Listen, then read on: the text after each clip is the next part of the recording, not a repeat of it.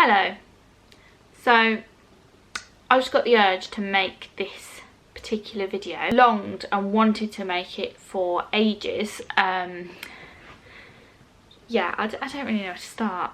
I think everyone can agree, we've all got a pact here. 2020 was fucking shit. It was just a shit show of a year for most people, particularly in terms of mental health struggles and the like. So yeah, this video is just going to be me talking about my own personal battle with my own mental health struggles.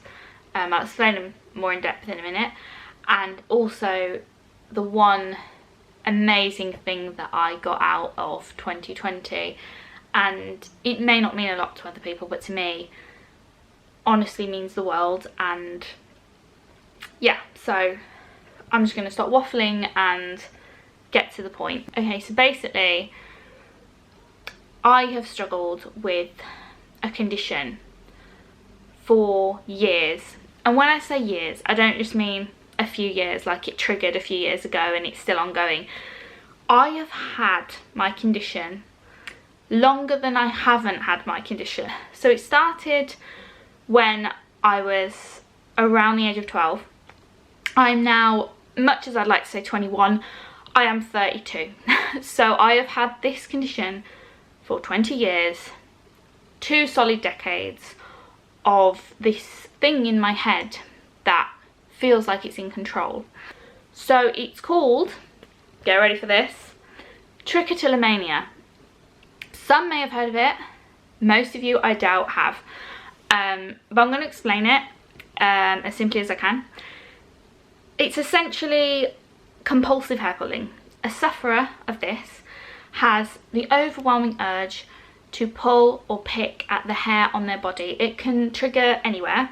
I think most people with this condition tend to target their head, so that's where they feel the buzz, as I call it, and it's like a kind of release. It's essentially like your brain trying to help with a stressful situation, making you feel better by releasing endorphins, and this is how it thinks it gets that. For me personally, it's never been here. It's always been eyebrows, eyelashes, never anywhere else. It's always been these 2 places that I have gone for, and where I get this buzz from. To explain it a bit better, the buzz, it's essentially my brain's coping mechanism to stress and depression, because when I was around the age of 12, it hit hard, like it hit really hard. I won't go into what was going on with the rest of my life and what was going on at the time, but basically it was a very stressful time of life, as is with a lot of young kids that age. I can almost think back to the time that it started, that it came along, and yeah, transitioning from primary school to high school was hard for me. I think it's hard for a lot of people, but I particularly just couldn't, I don't know, it was just really difficult. I can remember one day in particular, I think it was a PE lesson, and I was in the changing rooms, and one of the girls just randomly turned to me and said, "Wow, your eyebrows are really bushy, you should sort them out," or something along those lines. Like, they weren't that bad. I look back at pictures and I'm like, they're fine, like there was nothing wrong with them. Yes, they weren't shaped, absolutely nothing wrong with them. So what did I do that evening? What do you think I did? Went home, found a razor in the bathroom, straight across. Not the whole thing, just like the ends, but the next day I remember going into school. Obviously I'd gone a bit far with the razor, and yeah, it was noticeable, funnily enough, and my friend was the first one who noticed. She turned to me, laughed really loud and said, "Oh my god, what have you done to your eyebrows?" Like pissing her pants. And that caused the rest of the class to kind of turn around and notice it, and then from then on, that was it. It was like, yeah, it went from there, basically. That's all I can say. Yeah, as the eyebrows started growing back, obviously hair becomes stubbly when it grows back, and I think my mind was kind of drawn to that and the feeling of it being prickly, and I'll always remember that that's what kind of triggered it, the habit. Obviously the stress too, but that's what kind of triggered this habit in particular, and this pattern of pulling and kind of feeling, oh, those hairs were growing back. And then from that first pull, that was it. Now I know people are probably going to think, okay, this is weird, what the fuck, like why would you pull your hair out? It's just weird. And anyone I've told, and I tell you now, like even people I've known for years, family I've known since I was a kid, they will not know that I suffer from this because I haven't told anyone, because it's such a weird thing to explain to someone. I didn't even know what it was called for about 8 years, until I searched it on the internet. I was just like, oh, this is really weird to type in, like why do I pull out my hair? And then I found it and I was like, oh my god, I finally got an answer. But when you're going through it and it's so unusual, you've never heard of anyone else suffering from this, and everyone thinks you're a weirdo. Like I never told any of my friends that that's what I did, like I pull out my hair, like what the fuck, no one will get that. But obviously to disguise the fact that I was losing my eyebrows, aka pulling them out, I drew them on. Now makeup wasn't what it is today back when I was a teenager, let's just say that. And I think a lot of people I went to school with and even college with will remember I had some very questionable eyebrow situations, and I got not bullied for it. I wouldn't call it bullying, but I got picked on for it and laughed at for it, and that affected me so much that it is dragged throughout my adult life. It is dragged through my teenage years into my adult life. And even now, that confidence that I lost during those years and those comments are here. And I can't get rid of them. My confidence took such a knock throughout school, over and over and over again. All I wanted to do was blend in. I didn't want anyone to look at me. I wanted to just shrink into the ground most of the time because I was so kind of self-conscious and anxious all the time. I had anxiety anyway, and then it got worse. It was like a vicious circle, and I know people will probably think, just stop. That's exactly what my mum used to say to me. She used to say, you'll just stop pulling. I just need to put this out there. Saying that to someone who suffers with this is ridiculous. You can't say that, because until you suffer with it, you can't possibly understand. It's hard for me to explain. So for example, imagine you've been bitten by an insect. The bite is insanely itchy. It hurts like to ignore that bite. Like you can't not scratch it. You know you shouldn't, but you do anyway. It's like that. That's the only kind of closest analogy I can come up with. You can quit smoking, you can quit drinking, but there is a barrier between those habits. You don't have to go out and buy cigarettes. You can make yourself stay at home. You can not have the money. You can try other methods to fill that void. But with this, the only barrier I have is here, my brain, that's it. And after years of anxiety, depression, and trying to break this vile habit that I've hated and is a vicious cycle in my brain, it's not a very strong barrier, I'm sure you can imagine. So for smoking, you get rid of the cigarettes. They're your tools, I suppose you could say, for the habit. With me, these are my tools. I can't get rid of those. They're there, they're attached to my brain. If my brain tells me to do it, 9 times out of 10, they will answer, they will do it, and I can't stop them because they're there. I can try little methods in between, like distract myself, but that doesn't work. It tends to manifest with me when I'm on my own and I'm stressing about something. And a lot of people realise, especially after this past year, that it is very hard to escape your own mind, your own worries and doubts and all that kind of thing. Some days I would sit and feel like I was trapped. It was like it had a hold of my brain and it would tell me to keep pulling. Some days I would have a major attack, as I called them, where I would attack my face, my eyebrows so badly that it hurt, but I would carry on, to the point where there was nothing there, literally nothing. And I knew I didn't want to. I wanted to stop, but I couldn't. I would feel low about this habit and my appearance, what I'd done to myself, because essentially it was self-inflicted. So then, trying to build myself up, I would be very conscious of people looking at me and probably thinking, oh, she looks a bit strange, can't quite pinpoint it, but she looks odd and her eyebrows are terrible, she just looks weird.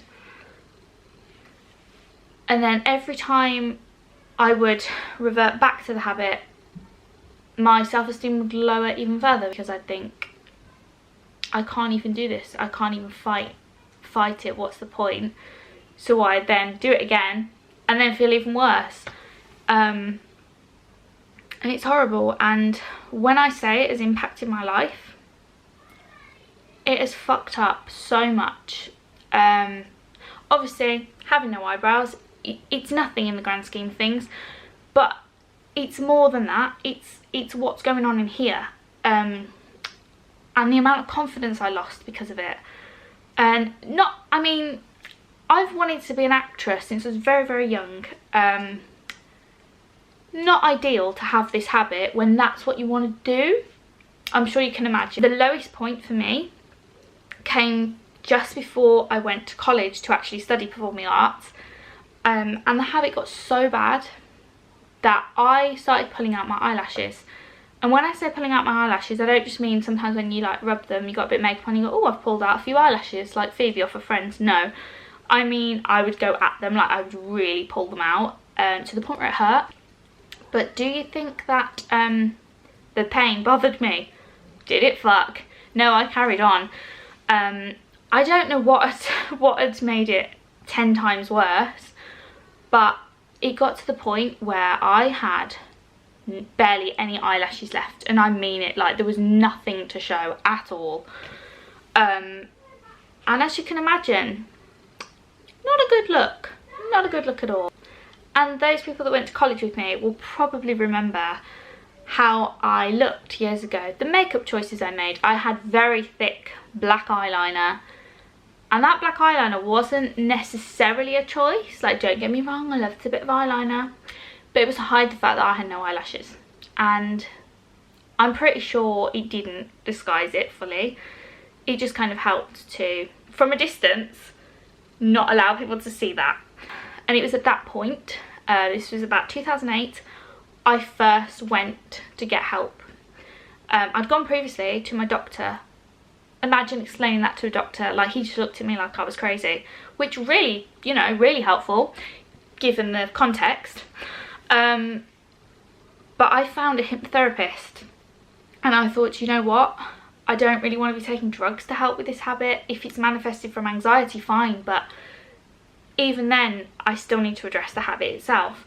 So I went to my hypnotherapist. She's still my hypnotherapist to this day. She can't get rid of me. Honestly, I can't tell you, she has helped me so often over the years. And you probably think, well, how come you've gone to her for over 10 years? The reason is because this habit is so ingrained in my brain. She has thrown everything at it. She's tried everything. I won't list them off because no one will probably understand what I'm talking about. But yeah, she's tried loads. She even consulted with old colleagues and tutors and stuff. Because this habit is so stubborn. Like, I've had times, the longest time I've gone without pulling is, I think it was about 7 or 8 months. But yeah, every time it's come back, I still go to her because the sessions I have alleviate it and kind of help me to just kind of switch my brain away from that way of thinking and to just focus on other things. It has been the bane of my life, and I know in the grand scheme of things it's not important. Like, some people are probably sitting there watching this, if you've got this far, I mean, well done, medal on its way. You're probably thinking, what the hell, this is not an important thing to go through, and to, you know, there are people that are going through illnesses and stuff, and I get that, but I just kind of wanted to talk through this struggle, because sometimes it's hard to talk about the things that are up here and not physical and obvious, because in a way they can be harder to beat.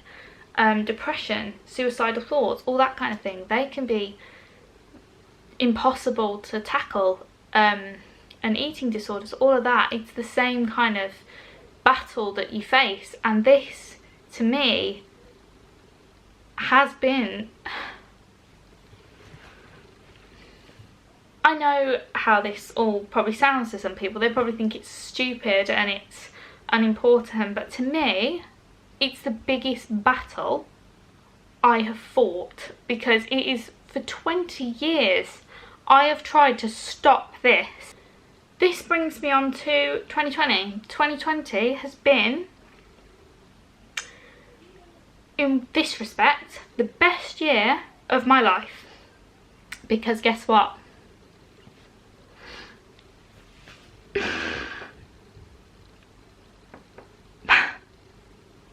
Back. That probably means absolutely nothing to anyone else, but a few months ago there was nothing there, and I've stopped pulling. I've managed to not even think about it. Every other time that I think I've had progress, the thoughts have still been in the back of my head, but now it's as if I've never had it. Do you know what? I'm not going to say it's never going to come back. It probably will do. If something that's ingrained that hard into your brain, very hard to completely disregard and say it's never going to come back, because it probably will when I have a particularly stressful moment in my life. But you know what? This time, if it does, I'm not going to beat myself up. I'm not going to say you're not good enough. But you know what? I've done it. I've done it once and I can do it again. And I have achieved this in a year that has been the hardest on everyone mentally. So for that, I'm actually quite proud of all the years. This is the year I manage it. What the fuck? To some people this will mean nothing. It's like, what the fuck does it matter if you don't have eyebrows? There are bigger things going on in the world. But that's not my point. My point is that it's not just the fact of having no eyebrows, that it's embarrassing, that people stare and you get self-conscious and your sense of self-esteem just gets a battering. It's not about that. It's about the fact that it has controlled my life for years. It has been a battle. When I say a battle, I mean a mental battle. It has hurt sometimes. Some people may think this is stupid, me talking about this. It's unimportant, and I don't know, but this has happened in a year of just total and utter chaos and shit and worry and stress and all the rest. If I can do this in a year like that, imagine what you could do with your strong, beautiful mind, whether you're trying to beat depression or anxiety, or you want to break a habit, or you've got a phobia, then you can do it too. If you got this far listening to me waffle on, then, well, thank you for watching, and don't you have anything else better to do? I'm sorry, I just got to do this once more. Look at them. I mean, it's getting to the state now where I've got old man eyebrows. I might even need to start trimming them. That might not be an aspirational thing for most, but for me, it's very exciting.